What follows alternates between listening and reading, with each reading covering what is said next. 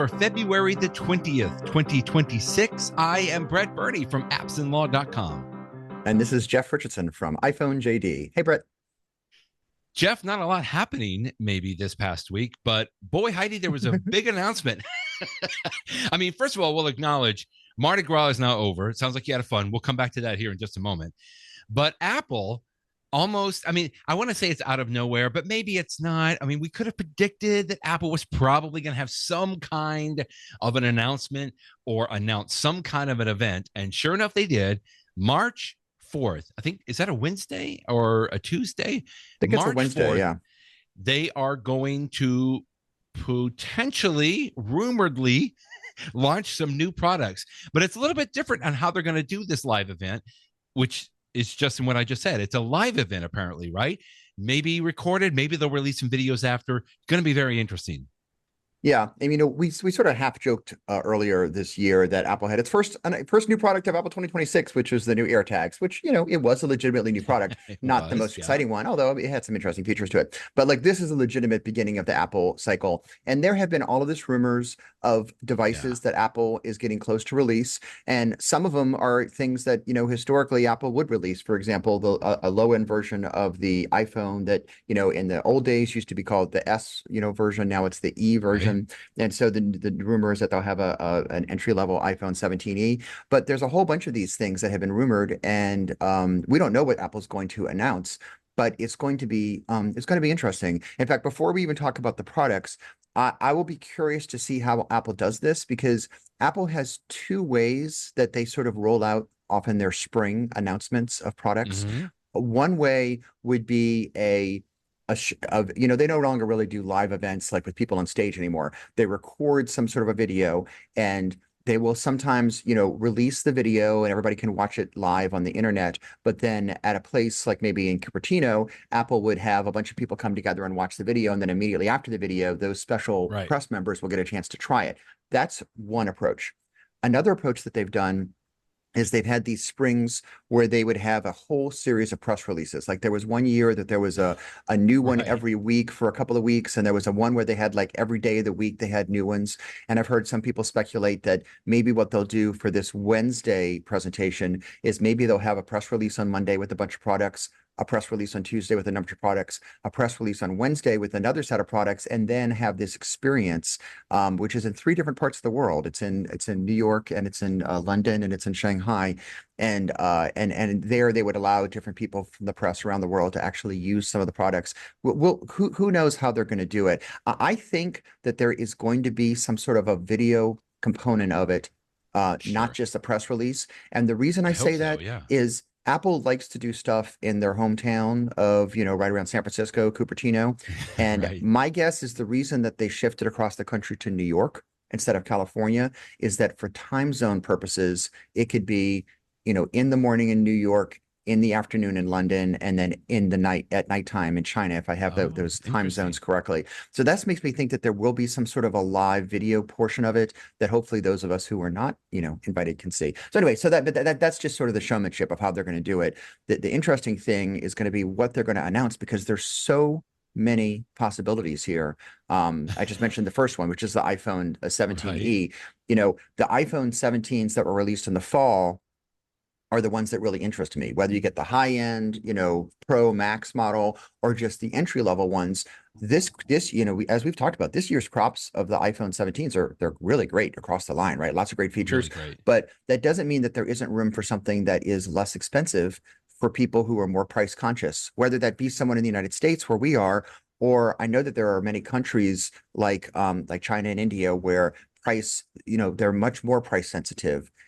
Those are places where Android is by far the leader, because you can get some really inexpensive, $200 Android phones. Right. And so for those markets, having a, $500 or $600 iPhone might be expensive, but it's not literally expensive as $1,000 or $1,500 or $2,000. Right. And so it makes a big difference for Apple. And so they know what they're doing. So that's one of them that I thought was interesting. One more that I'll mention, and I'll see what your thoughts are, is, there's this blending of the lines between the Mac and the iPad. As you and I know, we both use an iPad Pro, which is a very powerful iPad that uses the same processor that is in a Mac. I think I have an M4 and Right. you have an even newer M5 iPad. But one of the thoughts is that Apple could do the same thing from the other direction. They can have a Mac, like a MacBook, that uses an iPhone processor, which would be less powerful, but it would be cheaper, and it would allow them to get that price point of, what if they had a Mac that was only like, I don't know, $600 or something like that. And since it was cheaper, that another rumor is that maybe it'll, come in some fun colors or something like that. For people that are getting, you want something that's modern, but something that's useful for like a student or something like that, or someone that Right. just wants Right. to do, simple web browsing and stuff like that. They don't need to be, they're not going to be making Final Cut Pro videos. They don't need to have the fastest Right. processors. They're not going to be running AI local, to do things that they just want to have like something nice. I think that would be an interesting product. And so the rumor is that it's going to have the A18 Pro chip, which again we think of as an iPhone chip, but it could run a computer, just not as powerfully. So those are two of the thoughts that have been rumored.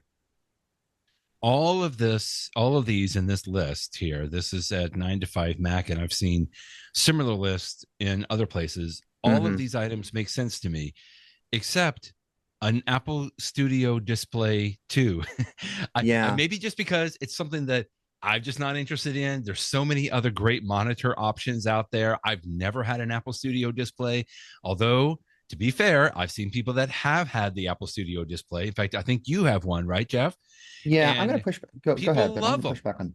People Yeah. love them. Yeah, I want you to push back because I'm just like, do first of all, do we need another one? I mean, we always need to maybe make some improvements on there, and it's gonna improve. And I guess maybe maybe I'm kind of pushing back on my own self here because the second thing I think of is how many people talk about the iPad Pro, the current one right now, the iPad Pro has the Hmm. best display of about any Apple product right now, even better than a Hmm. MacBook Pro. I don't know necessarily that they were thinking about a studio display, but it could be, or certainly I would say some of the improvements in the iPad Pro, the current iPad Pro displays, maybe that could trickle down or trickle up into a Yeah. new studio display on there. So you've just said it. I never posted a formal review of the Apple Studio Display because it's something I use with my Mac, not with my iPad. Although sometimes I use it with my iPad. But I purchased one of these. I used to use for many, many, many years, going back to the 1990s.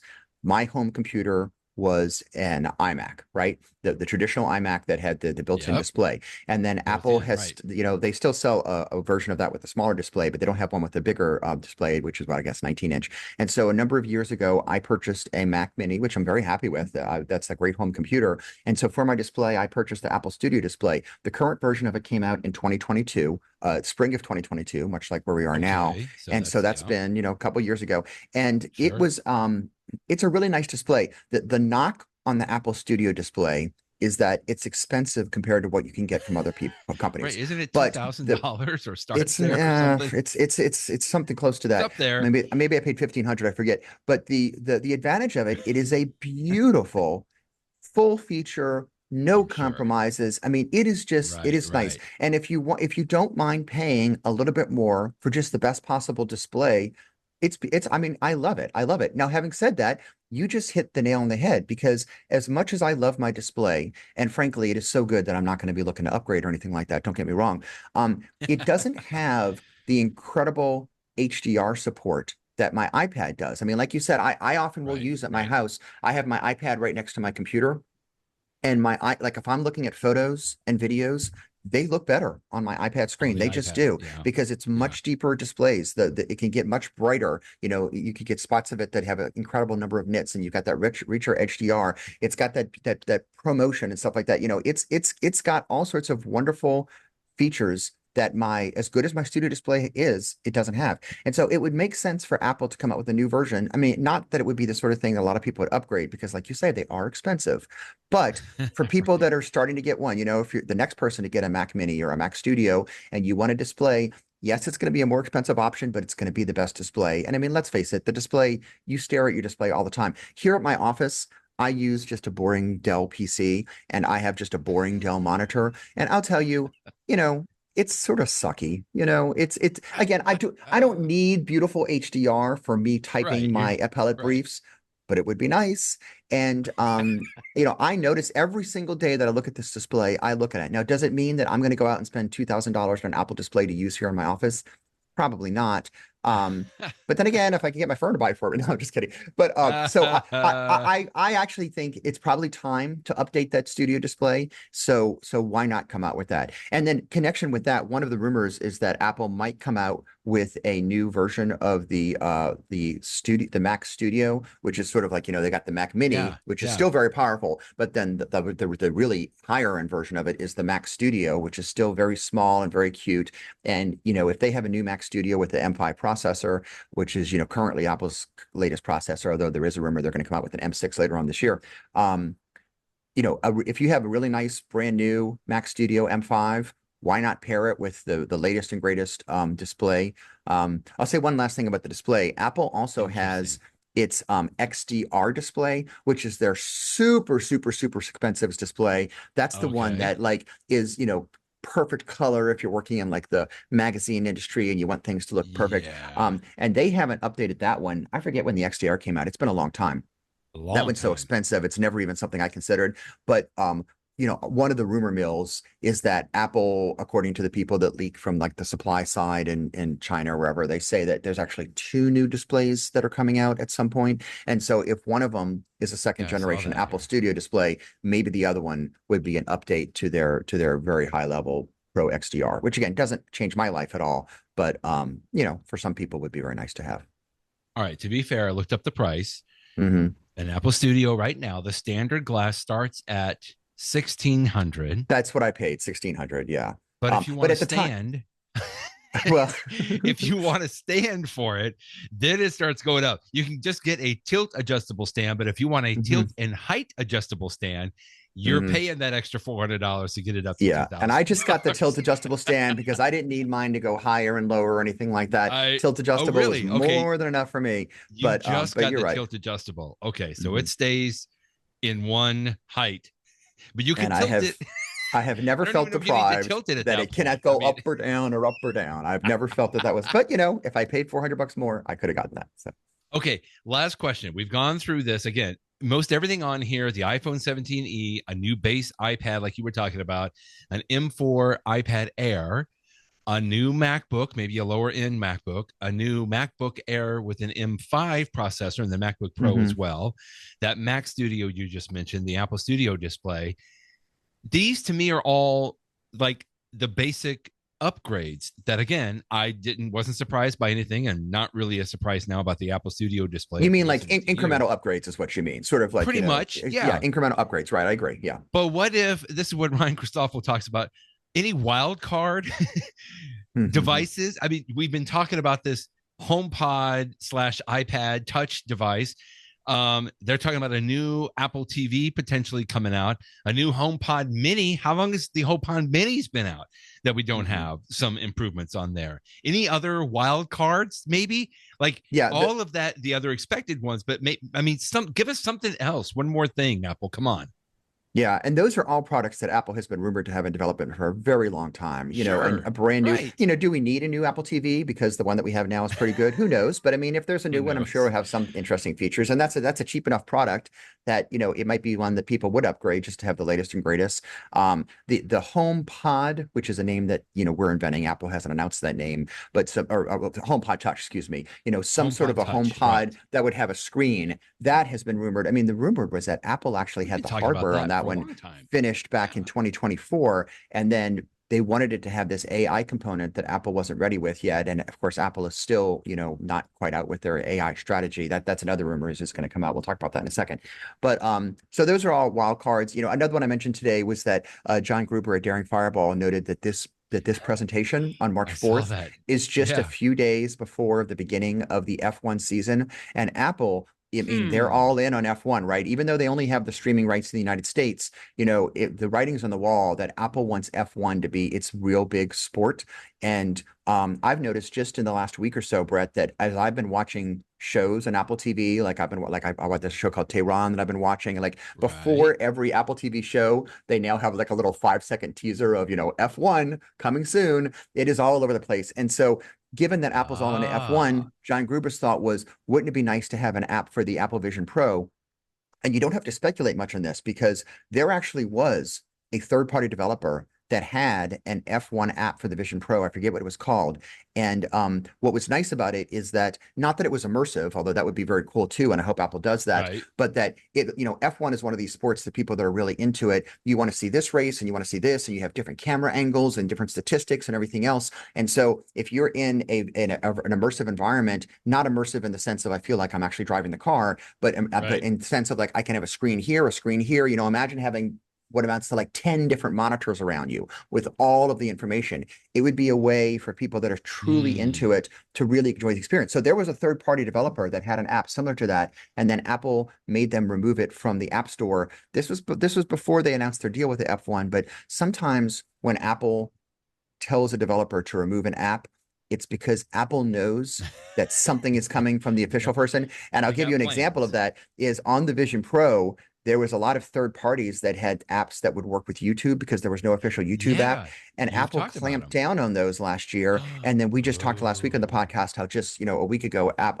Google announced the actual YouTube app for the Vision Pro. So there's a lot of speculation for this. It would be interesting for people that own a Vision Pro. If you own a Vision Pro, if you have an F1, one of the podcasters I listen to a lot is Leo Laporte. I know that you do too. And, he's remarked that he doesn't own a Apple Vision Pro, but he's a big F1 fan. And he's like, if there was ever something that might get me to actually spend the money on a Vision Pro, it would be having a very cool F1 experience, because that's the sort of thing. And, we've said the same thing in the past when Apple started to have their immersive basketball games. They've done 2 of them so far. The third one is actually tonight. It's the Lakers versus, I forget who it is, what team. So they're going to have the third of the 6 ones tonight, which means I can't watch it live because I'm not in the Los Angeles market, but I could watch it in a couple of days.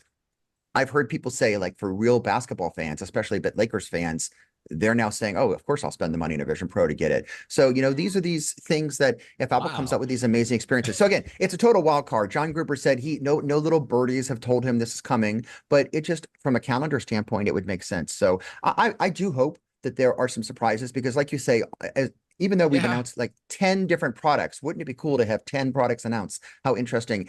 Every one of those is just an incremental upgrade, which is great if you're in the market. Hey, if anybody out there is about to buy a Mac computer, don't buy one today. Wait until March, because something is going to probably come out in a few weeks. But those are interesting and will be appreciated. But there's nothing exciting in the sense of surprising us. So I do hope that there are some surprises tucked in there. I feel like we'll have some more leaks and rumors and thoughts that we can talk about next week, because over this next week, there'll be a lot of people talking about this, right? Yeah. Because then the week after, on Wednesday, March 4th, that's when they'll have the event. And then you and I will talk about it on March 6th, right? Or the 7th? Right. Is that, the 6th. Friday will be the 6th, yeah. Friday will be the 6th. So we'll talk about it. That will be interesting, because from everything we've been talking about already and hearing about, it's all mostly going to be hardware focused. And that's typically what happens sort of in the springtime. But let's move on now to talk about maybe some of the software that could be coming out. iOS 26.3, we just updated. Last week, I want to say within last week, right? It was just a week ago. And you and I already alluded to the fact that Apple has been working on iOS 26.4, because there's a few things in here that I'm a little excited about. And you had several links today. Number one, iOS 26.4 adds average bedtime and updates health vitals overview. Now, we don't know when 26.4 is coming out, but the fact that it's in beta now, that most people are using it, gives us a good idea that it may be just a few weeks away. Yeah, my guess is it'll be March or maybe April. So, we're 4 to 6 weeks away from iOS 26.4. Anytime you have one of these little 0.1, 0.2 updates, Apple has their big release in the fall, this time 26. And then some of the features that weren't quite ready for day one come out in 26.1, 26.2. Sometimes I hear people say, like, the real one you should upgrade to is the 0.1 or the 0.2, because that's when they're really baked. And then when they have these 0.3, 0.4, 0.5 releases, they tend to sort of be extra features that it's not worth holding for the next version of the operating system, which won't come out until the fall of 2026. But still some nice things. And for so many weeks, for so many months, really. The big rumor that you and I have talked about in the past is that 26.4 would have Apple's big improvement to AI, including a Siri AI. And we just talked last week about how the Mark Gurman rumors that might not come out. But now at least we're seeing some other features, either things that Apple has officially acknowledged, or as we'll come to in a second, one that they have not acknowledged yet. So the first one is some health improvements. And, this is a minor thing, but, right now you can get a sleep score if you wear your Apple Watch to go to sleep, which I do. Correct. They said that they're going to, and I've always thought this, that like I get my sleep score for a particular night and I'm just like, okay, what do I do with that information? But to try to do something with it now, Apple, apparently one of the features is that it will look at your average sleep over the last, I think it says 2 weeks, and then it will, based upon that, you can get a sense of, here's how this relates to my average, so you can sort of, benchmark against yourself, and some other sort of minor health improvements. But we know that Apple has a big focus on health, so it looks like we'll see some health changes in a few weeks. Yeah, when I saw, I am always about like keep on improving whatever you can of the health app, and I do the same thing. I wear my Apple Watch to bed, so I know that in the health app, when you go into the sleep area, you can see like what was your sleep score for that day, and you can go to the day, you can go to a week view, and I think a month view, right? You can start to see some of those, but it's not, you have to manually kind of go in and do that. But you're right, from night to night, like when I wake up, I just like, my sleep score was 86 or whatever it was. And I think yesterday it was down to 73. And, 2 days ago, I can't even remember what it was. I could probably go look it up, but just anything like that can help just sort of aggregate some of this information. This is the health app just continues to get so powerful. And again, I'm all for it.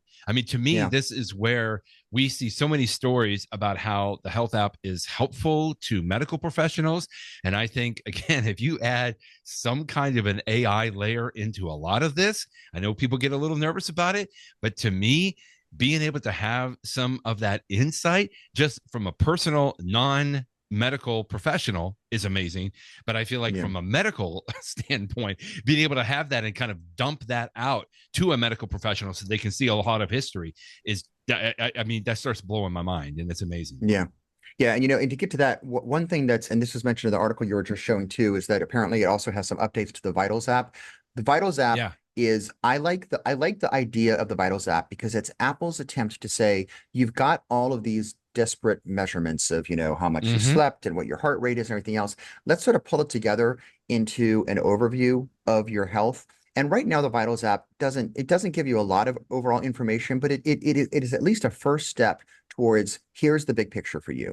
And one of the things that's mentioned in here is that they're going to bring into the Vitals app your blood oxygen data. Blood oxygen data is an issue that's been very contentious over the years because Apple has this big dispute with Massimo about, whether they can measure it. Then Apple found a way to sort of, have the blood oxygen data get from your Apple Watch to get around the patents, and they've been doing that lately. And so one of the, I don't know if it counts as a rumor or it's not really a rumor because people can see it in the beta version, is that it's going to bring blood oxygen data into it. And that's good. I want the Vitals app to be better. But again, what I really want is that next step that you alluded to, Brett, which is using a little element of AI or machine language or whatever it is to give me more of a big picture. And, we had the thing in the news recently where ChatGPT says that you can connect your Apple Health data to ChatGPT and it will tell you how you're doing. And it's gotten so much criticism in the press because number one, you're uploading your health data, which is sort of private, to ChatGPT. Number two, people have said it's ridiculous. Like you ask it a question and it'll say, oh, it looks like you have an issue.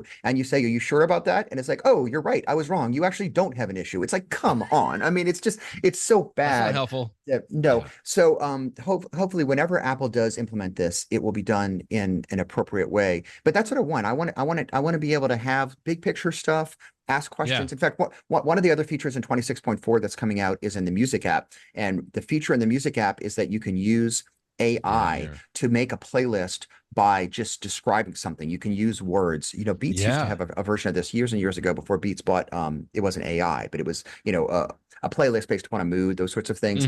And so one way is if you're trying to come up with a playlist, you could just tell the music app, I think this is how it would work. We'll see. But my understanding is I can say, can you put together a music list that's like, I want it to be sort of upbeat with some pop stuff but maybe like mostly 80s and I don't really want 90s and stuff, but you can throw some 60s in there, just sort of like give it some words, give it a description, and then using some AI, it will say, oh, okay, I understand what you're asking for. Here Yeah. is a playlist. That actually could be a really useful feature. And so I think of that, which we know is coming, we now know it's coming to music. It's the same thing for health. You have all this health data on me from my iPhone, from my Apple Watch, from my everything else. I just want to be able to say, what do you think? Maybe you log what you eat. What do you think about that? All the Right. different things. It would be nice to have that interaction. And I know it gets dangerously close to the iPhone being a medical professional, and your iPhone can't give medical advice, just like your iPhone can't give legal advice. I understand that, but there's ways that you can get close to that border that will be interesting. And there's no Right. question that in mind this is coming. So this is, things like improvements to the Vitals app are baby steps towards this future. This playlist playground is Playlist apparently what Playground. It's a great name. people Yeah. are calling it. I subscribe to Spotify, Hmm. and sure enough, within just maybe the last couple of weeks or so, they launched a similar option. And I've Sure. tried it just a couple of times. But I have such a curated playlist now that, like, if I know what I want to go and listen to, I sort of already have something set up in there. But I'm interested to see, like you're saying, you just described, do you want something upbeat? Do you want something that has words or not? I mean, you just describe it all sort of in a natural language aspect here. And you have somebody that could go out and theoretically create and curate an amazing playlist for you, which I think is pretty amazing.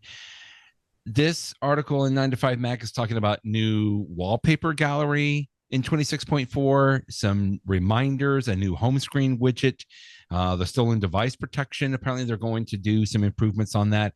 Again, nothing huge, but really neat. One last one quickly that I know you and I both perked up on was this idea of the podcast videos, right? I think here it's at the bottom of this one that they're, or the top here, right here, they're talking about Apple Podcast now with advanced video podcast capabilities. Going to be interesting to see because so many podcasts, including ours, both are audio and then we release a video along with it. And now typically we just release that video on YouTube, but if I could have that video now accessible within the Apple Podcast app and I could choose, if I'm in the car, driving, maybe just the audio, although the next story here in just a moment maybe changes that for us. But if I'm sitting somewhere, maybe I choose to watch it on the video instead, just because I want to see the people that are talking. And to have that option is going to be pretty neat. Yeah, I mean, there's a number of podcasts, not a number, it's a small number. There are some podcasts I listen to that I 99% of the time listen to the audio version. And that's true for this podcast too. I know most people listening to this are doing it via audio, but sometimes they will be describing something. I mean, a perfect example is the Mac Break Weekly. We're just talking about Leo Laporte. I enjoy Mac Break Weekly as a podcast. I listen to it via audio, but every once in a while they'll be talking about something, and I know there's a video version of the podcast, and I know that they're showing it on the screen. And I want to take a look at it. And it's a little bit of a pain because what I need to do is I need to look at the marker. Okay, I am at the 37 moment timestamp. Then I need to pull that up in the video. And it's confusing because I subscribe to Mac Break Weekly, so I get the version without ads, but the video version has the ads. So the timestamp doesn't match because it's ads. So it's longer. So like the 37-minute point and the audio podcast is maybe the 39-minute. So it's a pain to find that exact moment. As this feature has, I believe, been described, is that what you'll be able to do is you're listening to the audio podcast in the Apple Podcasts app, and I can just look at my iPhone and press one button, and it will immediately switch over from the audio version to the video version to that very second. And if I want to skip back 30 seconds or whatever I can just to see what they were showing, I think this is an interesting idea. I don't personally use the Apple Podcasts app. I currently use the Overcast app, but I know that if Apple releases this, it will be presumably something that third parties can do too. So I think it's a nice idea for podcasts, and this one is true too. Again, most people listen to us talk audio, but we do have some people that watch in video, and every once in a while I'll hold something up to the camera, and like people might want to look at that, and it would be nice if you could just tap a button and see it, and then go back to the audio podcast. So I think it's a good idea. And this is not a simple thing. Apple has to, they're working with the industry, with the podcast industry, and with the companies that stream these things to support this, because there's some things behind the scenes that you need to do to make this work. It's like I don't see it listed here. Oh, here it is. It's something called Apple's HLS technology, which Right. allows it to power automatic quality adjustments based on network. And, that's Apple's underlying technology that can go switching. So there's a lot of behind the scenes stuff that has to happen, but I'm super glad that Apple is doing this. So this will be really interesting to see in a couple of weeks. Something else I just thought of. Sorry to keep going back to Spotify on this, but one of the things that Spotify recently rolled out as well is if when you're listening to music, they'll typically have an image up there, just like Apple Music does, right? Maybe it's the cover of the album, or sometimes it just might be a picture of the artist. But now, if the artist has released a video for that song, like a music video, maybe they put it on YouTube, Mm-hmm. Spotify now will allow you to switch. You can listen to just the audio version of it, and which is going to be the same as probably the audio of the video, but you can switch into the Mm-hmm. video and you can watch the video inside the Spotify app, or you can switch back to just like the general audio. I haven't found that it's any different in there. It's just when I was thinking about this, I'm like, oh yeah, I have that capability, because I know that I could go to YouTube and watch the video of Mm-hmm. the artist, and sometimes that's just fun to kind of see how they're interpreting the song or the video that goes along with the song. To me, that's interesting that perhaps if Apple is doing that with the podcast app, maybe that could come to the music app as well at some point. Yeah. Just Amazon thinking has that through it. too for Audible books. Oh, Like do there are they? some things, Oh, I think they okay. have, it's called Whisper Sync, that if you own both the digital Oh, version, like a yeah. Kindle version and an audiobook, you could be like, reading your Kindle version. And then when you want to continue to enjoy the story in an audio format, it saves your place and you can listen to the Audible version and then go back. I haven't used that. I do listen to Audible books all the time, but I don't really read Kindle books. But anyway, this Yeah. idea of syncing between two different ways, it makes perfect I sense. love it. Yeah, bring it on. And then, of course, now some of this video you can watch in CarPlay. Yeah. So So this is this is, interesting because yeah, Apple hasn't interesting. Go announced ahead. this, right? The only thing that Apple announced is that you would be able to stream from an iPhone to a CarPlay screen. So you're sitting Oh, there, okay. you're waiting to pick up your kids at school, you're stuck in the carpool line for 20 minutes and the school isn't out yet. You could like stream something from your iPhone to your screen. Now you can't do this while you're driving. But what I thought was interesting is that this Okay. developer, and what is his name? Because I want to give him some credit. Scroll up a second. His name is Thomas Dye. Thomas Dye. Apparently, Yeah. he's a software developer, but he actually sort of dug under the code and he Yeah. There saw he that is. in the 26.4, there is actually an Apple TV app in CarPlay, which is something that Apple has not announced yet. So maybe this won't actually come out in 26.4, but at least beyond the surface, it is there because he actually got it up and running using some sort of hacks to do it. And like, it's just what you would expect. Like you open it up and it Ooh, shows all the fun. shows you're watching, the TV shows, the movies. And so, if you want to catch a couple of minutes of, Ted Lasso or Severance, while you're sitting there waiting in your car, charging your EV car at a station or whatever it is, it makes sense that Apple would That's have this true. feature. And I know that Teslas have had, and other cars have had similar features for a while now. So interesting.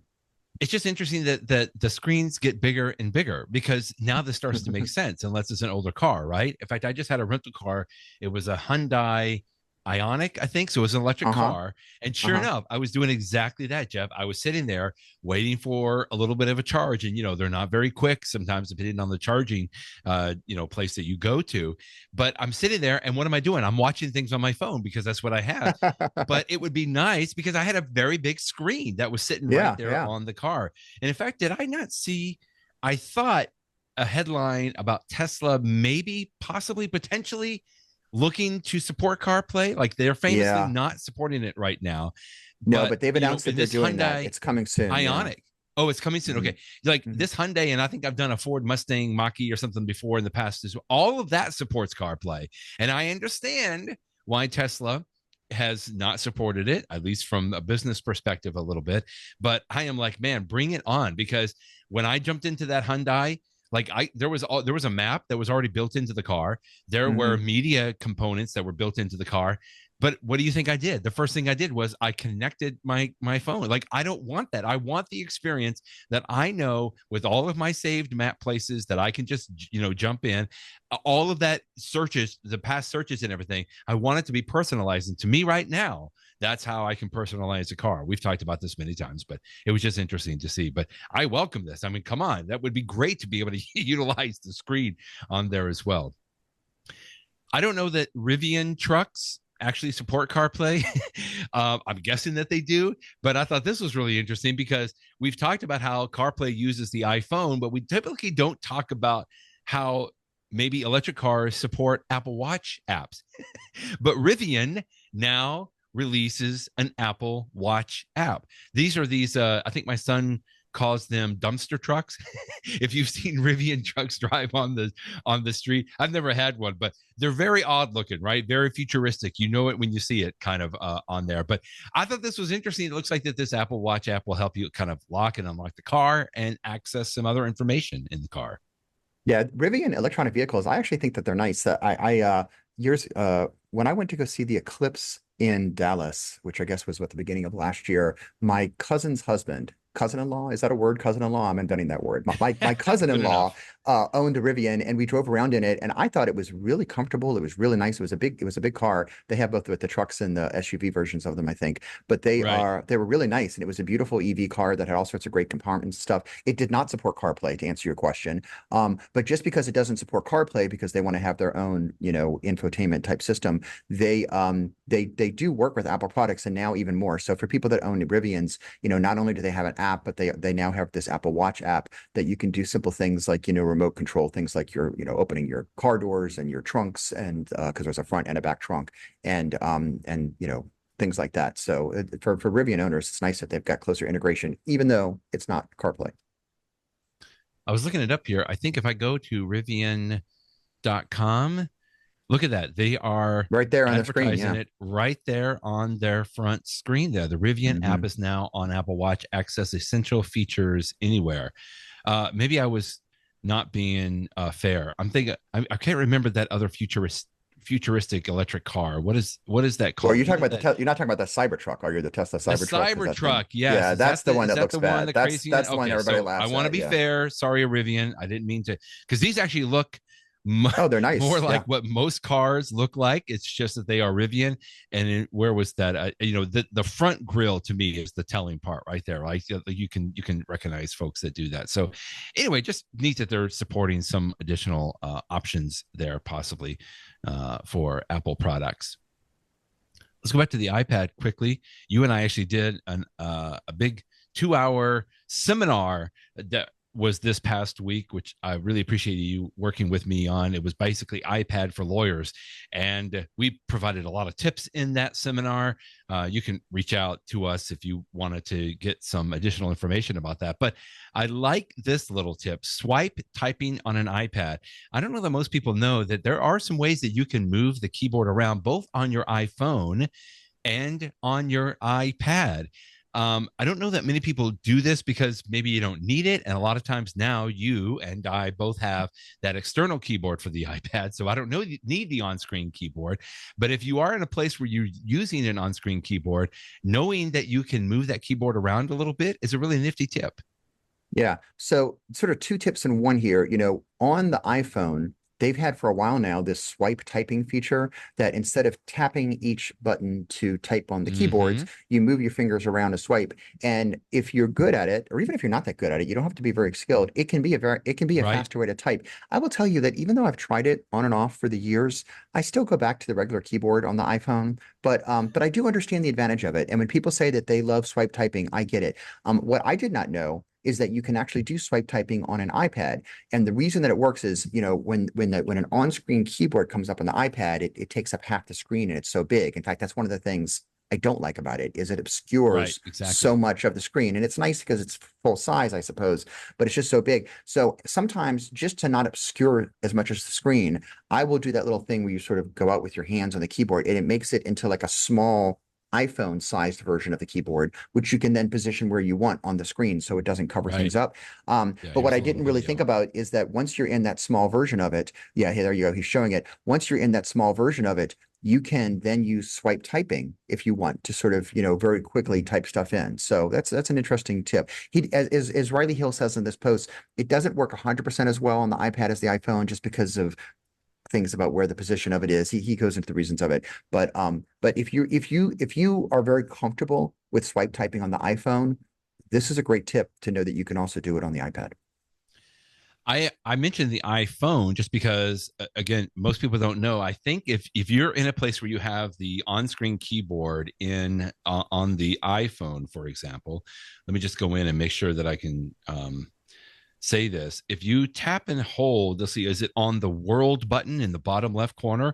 You can actually scrunch, I call it scrunching your keyboard to the left or to the right. And in some cases, if you do that, that actually allows you to, more easily just use one hand to type on there because it kind of scrunches it over to the side.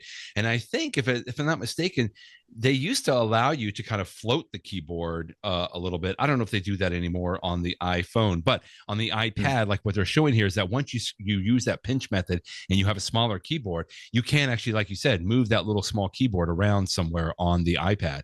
And I guess you could even use the one finger to either tap the letters or, like you were describing so well, you could use that swipe method.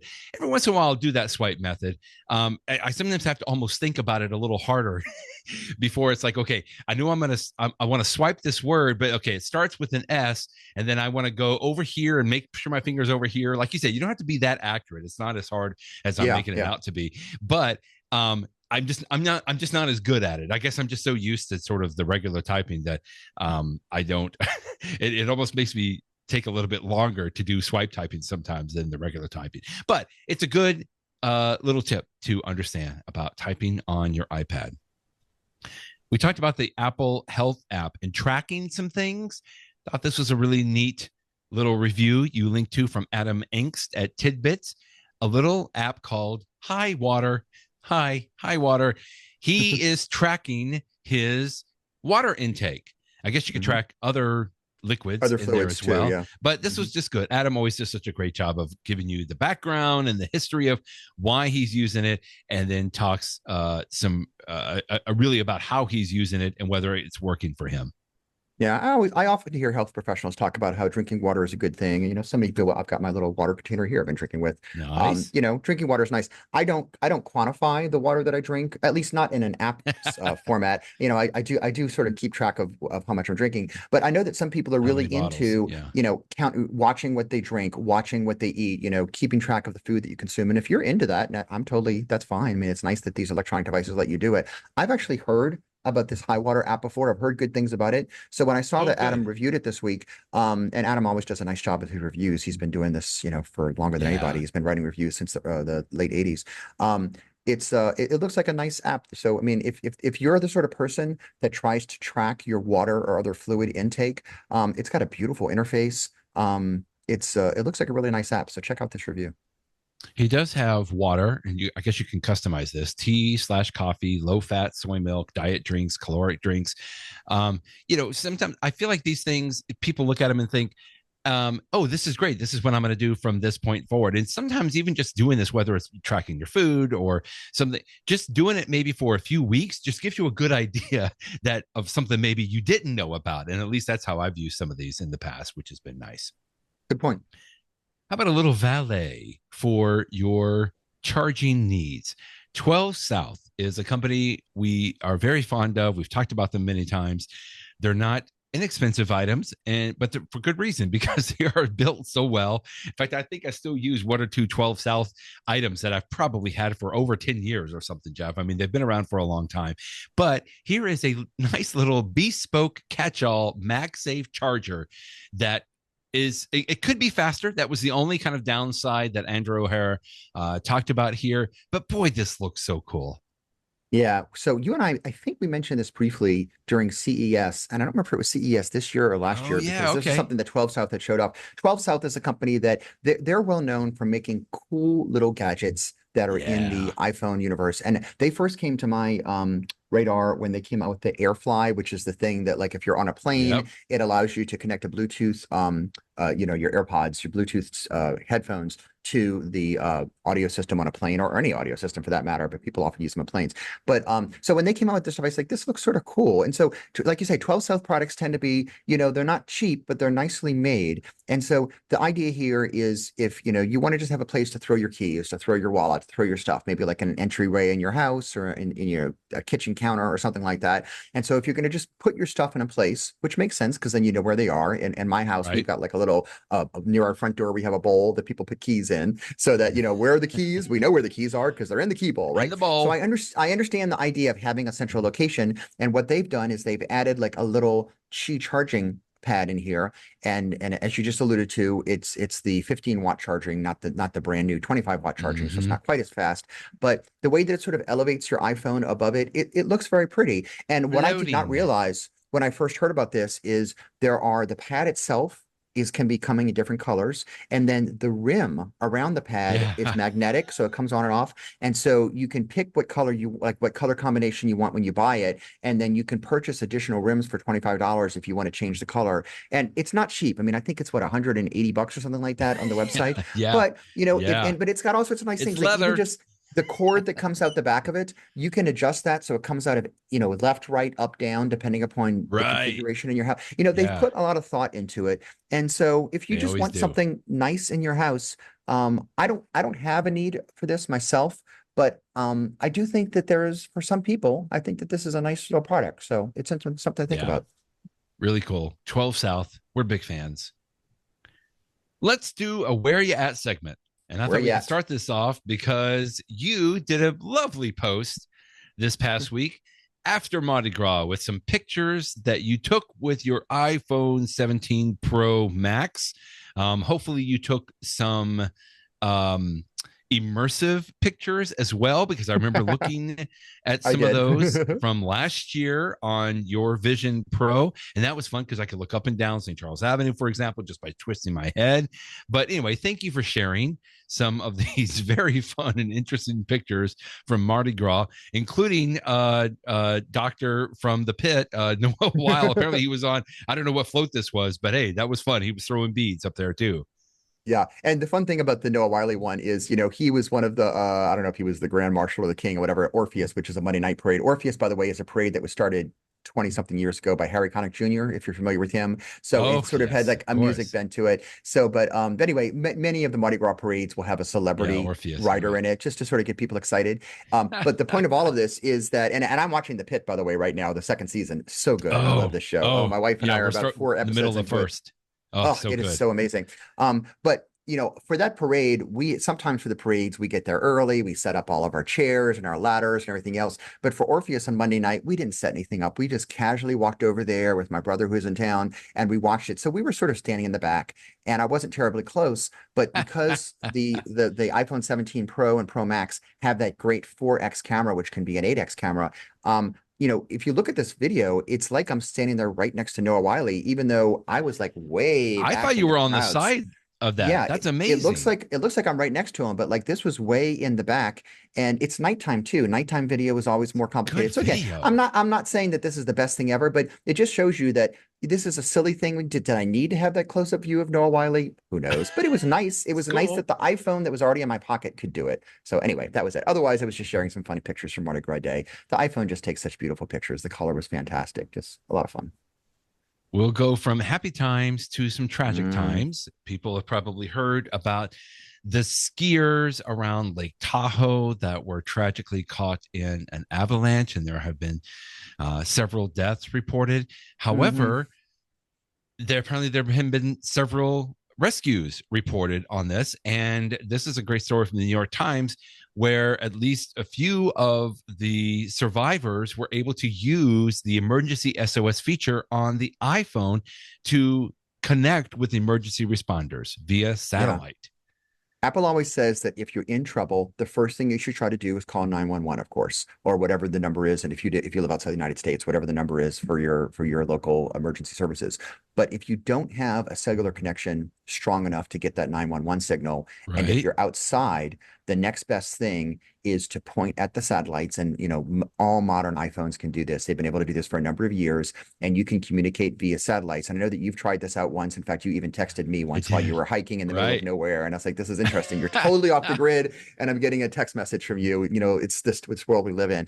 And for these people, they were able to do it. So like they were able to communicate over a 4-hour period with emergency services, not only to let them them know where they were located and send their location and stuff, but also to basically give reports to say, look, we're seeing some dead bodies here. We're, all sorts of information that they were able to provide until the rescuers were able to get to them. So, I mean, my goodness, if you are caught in the middle of nowhere, and an avalanche is a perfect example of this, boy, I mean, I can only imagine the sense of just security that you have, knowing that you can communicate with the outside world, as opposed to if you don't know if anybody is looking for you, if you don't know if people know that you're alive. I mean, that would make all the difference in the world just from your mental health, not alone your personal safety. So, these stories are always great. And I love that now this feature has been available long enough that it's no longer that somebody needs to have the foresight of, oh, I'm going to go out and I'm going to buy this Garmin device that can use a satellite phone. It's just your regular iPhone. It's just what you have in your pocket. And then suddenly you have this need that you never thought that you would have because you're off the grid, and it can save the day. iPhone models 14, 15, 16, 17. You have to be running at least iOS 16.1. And, just real quick, this is interesting. I remember this when this feature came out. Apple said it's going to be free. The emergency SOS is free for 2 years after an iPhone is activated. And I remember when they first announced this, we all just assumed, well, they're just trying this out. It'll be free for now. It's great that they're doing this. But at some point, they might start charging for it. And you and I have both contemplated, how would you charge for this? Because inevitably there's going to be a story that somebody could have used the emergency SOS feature. They didn't pay for the feature, and there was a tragedy because of that. In other words, they could have been saved. Like, I can't see in a world where Apple would start charging for this and not allow it to be available. I mean, I'm not in the business side, so I'm just saying, but from an observer standpoint, that would be a little ridiculous. Like, just say it's going to be available. Just give it for free. Like, I feel like this is something that is so necessary, at least the emergency SOS component. Maybe I can't text Jeff Richardson when I'm in the middle of nowhere, in the Smoky Mountains hiking. That I guess would be okay, but at least give me the emergency SOS option there. Yeah, that's what I expected them to do at some point, is charge for the casual use of texting. And as the technology improves, maybe it'll even better. Maybe you can even have some, simple video or something like that. But for the emergency stuff, I mean, heck, if you have an iPhone in which you don't pay for cellular service, I don't know if this is by law or by custom, but the iPhone can still call 911, right? Still 911. You're right. I have some old phones in my house that we don't use anymore, and I eventually need to recycle them and bring them back to Apple. But they don't have cellular service on them anymore. But I could still, in a pinch, if I needed to, I could still call 911 with them, and they're not going to charge for them. In the show, we talked about F1, that races that Apple is starting to show, but let's not forget Major League Soccer, MLS. Apple has had now at least a couple of years, or maybe a little bit longer, an agreement with MLS that they show, at least in the United States, all of the football seasons.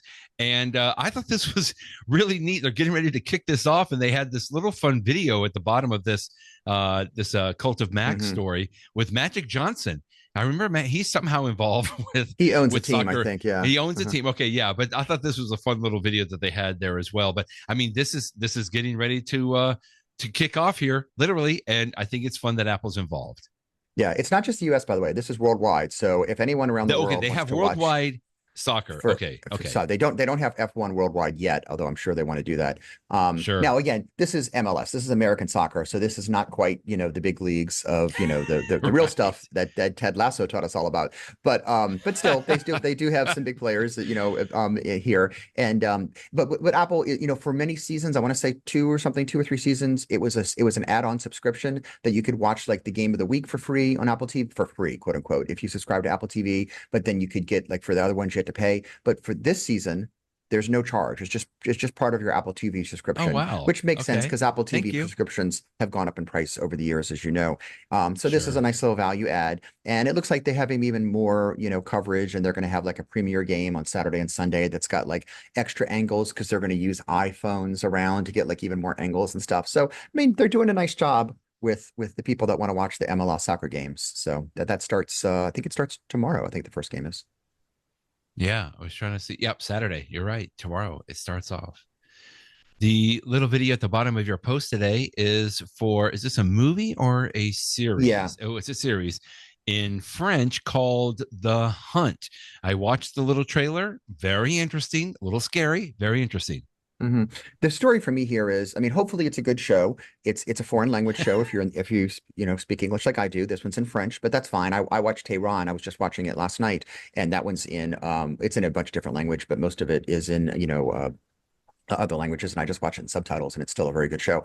Mm-hmm. The interest, I mean, hopefully the show is interesting. We'll see. The story for me here is there were two shows last fall that Apple had to pull back before they were ready to release. In December, they were about to release this show, and suddenly this like French lawsuit or something came up because somebody had written a book in the 1970s, and this TV show, I don't know because I haven't read the book, but people say that it basically rips the entire story, and it's basically Oh, okay. plagiarizing the story. So that was a scandal. But here we are in February, so it's taken about what 2 or 3 months, and they're finally coming out with it. So I have to imagine that behind the scenes, They got it Apple fixed. or the producer of the show that's selling the show to Apple, they have presumably paid some money and gotten that resolved. So that's one good thing. But what this makes me think, and I did not mention this in my Friday post today, but this was supposed to come out last December. Now it's coming out in February. The show that was supposed to come out last September was the show called The Savant, which stars Jessica Oh Chastain, yeah, I which remember you've sounded talked like a about really this. cool Yeah. sort of like going undercover with some of these extremist groups. And they pulled it in September because it was supposed to come out right around the time of the Charlie Kirk assassination, which of course is horrible. But because of all the political aspects of Mm, that, yep. Apple, it's one thing not to have it released the same week, just to, I understand that. But it's now been how many months since last September, and this show is still not out. And at first, Jessica Chastain had sort of made a statement about it, but like everybody has been mum quiet about this who's related to the show, which must mean that they are in these tight negotiations with Apple and everybody's under non-disclosure agreements and no one can talk about it. But like, come on. I mean, I hope it's a good show, Mhm. much like The Hunt, but whether it's good or not, to the extent that Apple is still holding back on releasing this show just because they're worried about the MAGA conservative backlash. I mean, I don't, we'll see. And this is the world we live in. I know people do all sorts of stuff because of that, but it would be unfortunate if that's the reason here. So I'm glad that The Hunt is finally coming out. I hope that this show eventually comes out too, because I feel bad for all the Yeah. people. They first announced that they were working on the show, The Savant, like back in 2023. A lot of people have poured all of this time and attention into it. Like It it's could ready be a to good go. show. It's It's ready to probably go. already In edited. fact, Yeah. you can actually look if you do a search on the internet, you'll pull up like all the episode guides are there. I mean, it was literally Oh, it wow. was coming out, and then they pulled it. So anyway, hopefully one day this one will come out too. In the know. In the We talked know. about the Apple Watch, and I saw this interesting little gadget. I'm going to give due credit to a gentleman by the name of Randy Singer, who wrote a book about Mac using lawyers many, many, many years ago. There has been a long running email list called Macs in Law Offices, and Randy has always been very active on that. So he posted a link to this, and I just took it and ran with it, and like I have to try this out. What about all those old Apple Watches that you have lying around? I now when I say that out loud, I'm kind of like, that might be a little ridiculous. Who does have a lot of Apple Watches? But I got to tell you, I probably have maybe two around, either because I've upgraded or I upgraded and then I gave my old one to maybe one of my kids, and then they've upgraded since then. So I do have a couple of older ones around, and we have all these stories I remember about old iPads, what you can do to repurpose them, or old Macs or so. No one's ever really talked about repurposing an old Apple Watch until now. This is the RePod. This is the RePod C1. It looks like a little original iPod Touch, or one of those. There were so many iPod models that came out, but this has a little scroll wheel. You basically take that old Apple Watch, you pop it into the back of this little body, and it's like the same size as an old iPod or an iPod, not a touch, but an iPod with a scroll wheel on it. Not the original iPods.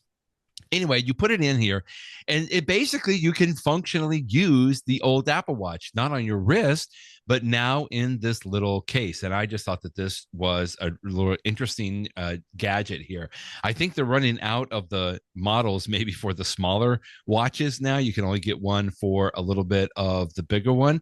Let's see. This is the RePod C1 by Beaver Lab.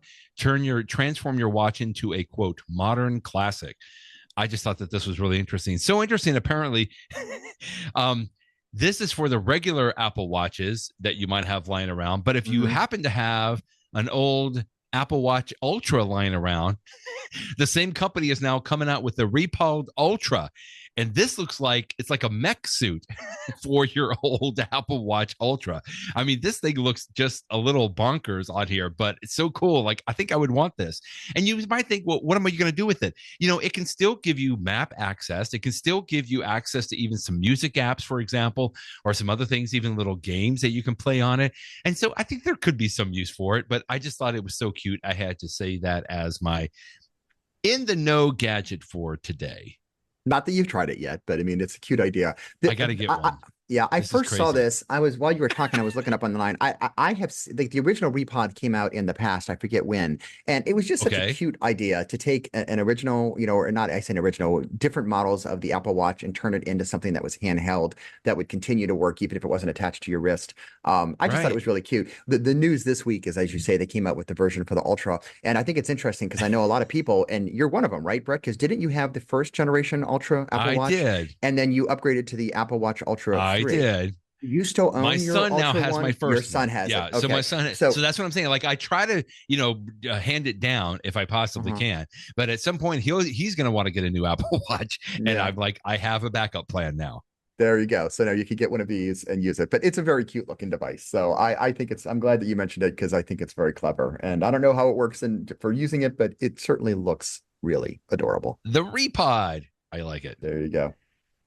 So for my tip of the week, I wanted to harp on something that I linked to. Tim Hardwick at MacRumors has, here's Apple Watch tips. And when I see posts like this, like here's 10 things, here's 15 tips. Yeah. Sometimes I don't even link to them because I'm like, oh, I feel like a lot of people know about them. But sometimes I'm like, well, there's some interesting ones in here. And of these 15 tips that he posted for the Apple Watch, I will tell you, there's a couple of them that either I did not know about, or maybe I knew about them and I forgot about them. And so if it's okay, I'd like to just highlight those three because I think that they're very useful. I love my Apple Watch. So one of them is, you know how on a computer or an iPad, if you have a keyboard, if you're on Windows, it's Control Tab. And if you're on a Mac, it's Command Tab, switching between apps. My fingers, and I'm sure many of us the same way, I can just do that. Talk about muscle memory. I just do it so many times a day. Yep. And so if you want to do the same thing on an Apple Watch, switch from one of the apps that you're currently running to a different app. I had totally forgotten that the digital crown, instead of spinning it, like if you tap once on the digital crown, you're going to see all of your apps. But if you tap twice on it, it's going to bring up like this little thing of it's all your little apps there. And you can just scroll up and down. I can say all the things that I've been running. And if there's one of them that for some reason I want to quit the app, I can just swipe it to the side and I can quit it. But if I want to switch apps, it's a very quick way to bounce between two apps. And it's a lot less cumbersome than going back to whether it's a grid or whether it's the honeycomb pattern of apps. And I was just so glad to see this tip because I had totally forgot or did not know that was a feature. So that's one, double press on the digital crown. I like it. And another one that I did not know about is you're using your Apple Watch to track a workout. And one of the things it does is you select your workout, I'm doing an outside run or I'm doing an indoor walk on a treadmill or whatever I'm doing. You'll have that 3-second countdown, 3, 2, 1, start. It does totally makes sense. Most of the time, that was what I want. But sometimes I actually want to start it immediately. And I'll give you some examples. If I'm on my treadmill at home, my treadmill will track things because it's got its own little digital stuff. But then I'm tracking my Apple Watch too. And sometimes I hit start on my treadmill and then my Apple Watch starts. And because of the countdown, it's 3 seconds behind, which I know is not a big deal. But like, I just prefer when my AirPods are talking to me, if my AirPods say you're halfway through your workout, I want to see that on my treadmill screen too. And so the tip is when that countdown is coming, and I haven't tried this yet, I'm going to try it next time on a treadmill, is that if you tap the screen where the countdown is, it makes the countdown go away and it jumps right into the workout. Again, You go it right sounds into like a minor I thing like to that. only start 2 or 3 seconds earlier, but that's going to allow me to sync up better. Or another example is like maybe you're walking around outside and your Apple Watch says, hey, it looks like you're doing an Apple Watch workout. Do you want to track this? Yeah. And you might say, sure, I would like to track this. And just go, like, I'm already walking, I started, we don't have to wait 3 seconds for me to get started. I'm walking as we say, and I'm walking right now. So just tap that button and it'll instantly Go. start tracking it. So I Right. did not know about the tip. And again, it's not going to change That's my a good life, one. but it's a nice little quality of life thing. And then another one that I either did not know about or forgot about is sometimes you're in an app and you scroll to the bottom. A perfect example of that Yeah. is the one for the what's the one that shows your circles? Like I'm looking at my circles Yeah, and like I the scroll fitness, your down circle. Yeah, and yeah. now I'm Your seeing my red activity, I circles. guess. Now I'm seeing my exercise green circles. Now I'm seeing my stand blue circles. And I like want to go back up to the top. I thought that you just have to use the digital crown to spin, spin, spin, Just spin to scroll get to the back up. top.